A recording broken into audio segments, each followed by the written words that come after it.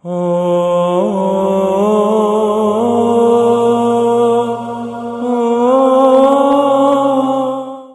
باللہ من الشیطان الرجیم، بسم اللہ الرحمن الرحیم۔ السلام علیکم ورحمۃ اللہ وبرکاتہ۔ پارہ نمبر 30 میں موجود اہم نکات آپ کی خدمت میں عرض ہیں۔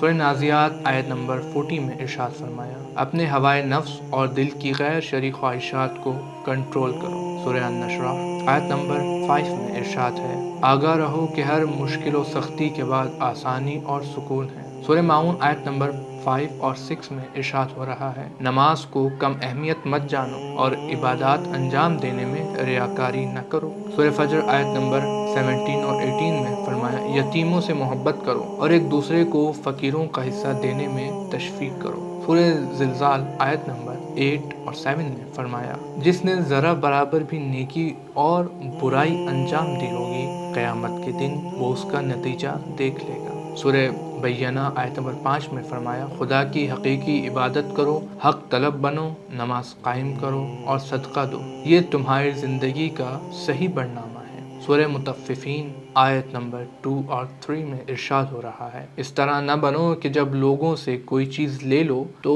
اسے پورا تو کر لو، اور جب انہیں کوئی چیز بیچو تو کم تول کے دو۔